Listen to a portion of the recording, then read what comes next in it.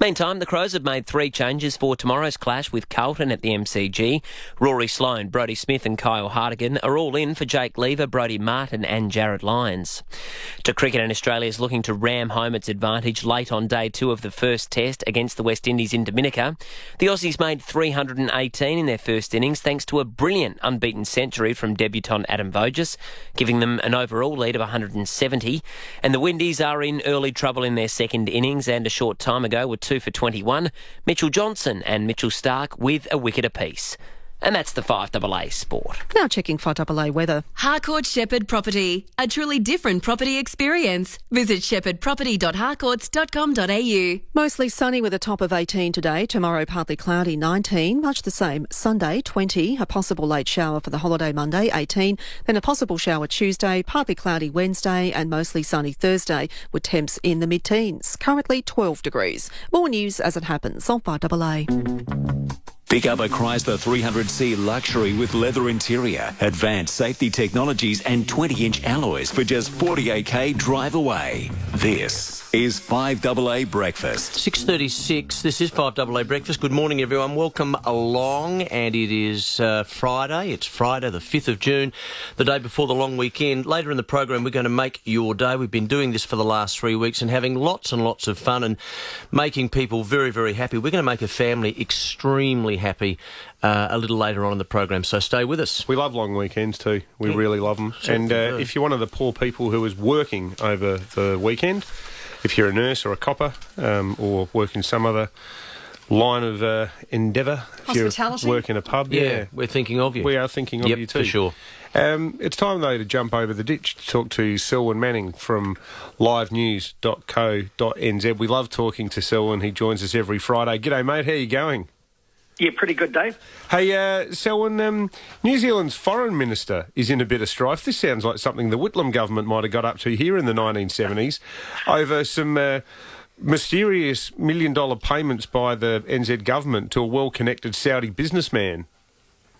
That's right, Dave. New Zealand's Foreign Minister Murray McCully, he sought approval and was granted $11.5 million from Cabinet to set up a New Zealand-style sheep farm in Saudi Arabia. Now, this weird farm package included the export of 1,000 sheep, live sheep that is, machinery, animal management plans, basically everything you can expect, Dave, to see on a high-tech and efficient New Zealand sheep farm. But details of this only came to light after media investigations suggested that the Saudi sheep farm deal was set up to shut up a well-connected Saudi businessman called Ali Al Khalaf.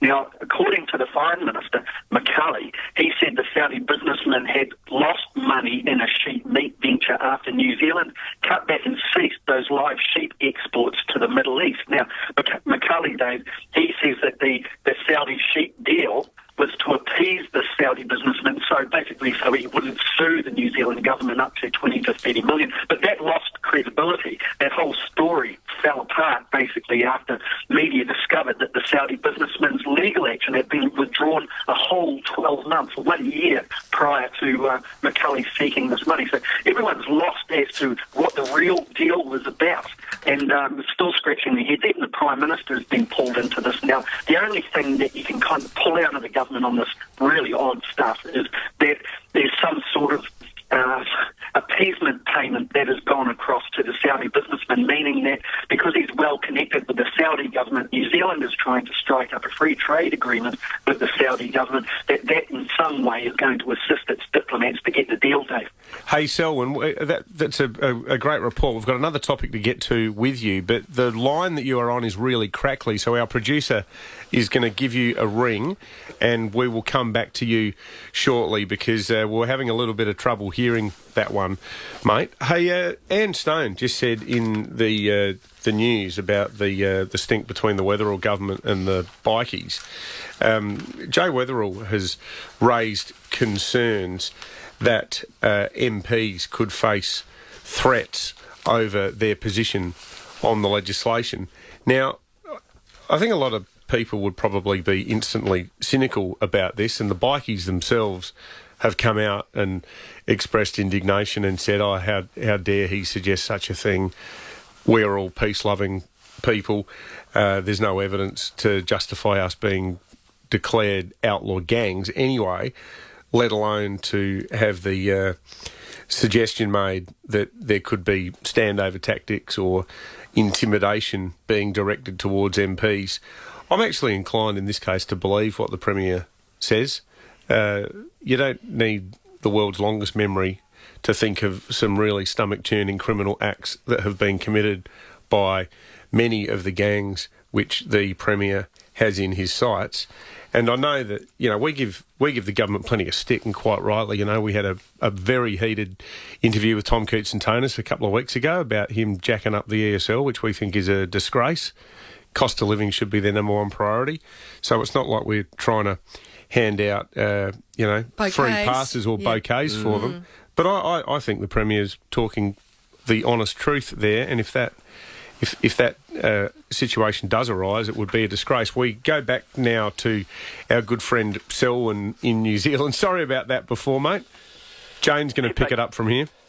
Hi, Selwyn. Hey, sounds like the cat claws are out when it comes to cats, and especially today being World Environment Day. This is a topic about what to do with the feral cat population over there in New Zealand. Yeah, it is. I mean, this debate has been kind of raising its head, if you want to put it that way, for some time, Jane. Certainly, the Conservation Minister, Maggie Barry, this week criticised the SPCA for spaying feral cats and releasing them back into the wild. As she pointed out, feral cats are responsible for killing around thousands and thousands of protected native birds every year. Now, what the Minister, Maggie Barry, suggested was that the SPCA should euthanise all the feral cats that it gets into its care, and that it should only adopt out a one cat per household policy, basically, is what she was doing. Now, the Prime Minister, and remember this dovetails into that report I was talking about a little bit earlier, Jane, that the Prime Minister was looking for some cuddly kind of coverage, if you like, and he basically said that he didn't share his minister's view and that the government would not take the same view as what the Conservation Minister was pushing to the SPCA. Rather, and this is the Prime Minister's piece here, it's rather cheesy, Jane, but he said that he would advise his own cat, Moonbeam, that's the name of his cat, not to go near the SPCA in case it actually listened to the Conservation Minister and went ahead with her instructions. So that's the state of our good news machine from New Zealand, Jane. They're pussyfooting around. Hey, Selwyn, wasn't it the case that a lot of the birds in New Zealand, including one of your most famous birds, the kiwi, obviously, where you get your great nickname from, didn't a lot of New Zealand birds sort of evolve to lose the ability to fly because they had no predators? That's exactly right, Dave. There's one that is extinct, the moa. Yes, like that's right. A giant ostrich, if you like, or an emu, giant thing that was around. It only became extinct once humans arrived here and it had a predator. So, the kiwi and all these flightless birds all over the place, even these giant parrots that have found it hard since competition has arrived here. But, amazing kind of place in a sense. I mean, we look at Australia like it's a Jurassic Park, of this time capsule of its wildlife and fauna. But New Zealand, it's got no predators, no snakes, one poisonous spider, and so before humans arrived, everything was just going for it, really. Yeah, absolutely. Selwyn Manning, the editor of EveningReport.nz. We always love talking to you. Thank you for that, mate. Certainly do. 6:43. Let's head across to Police Media. Senior Constable Tim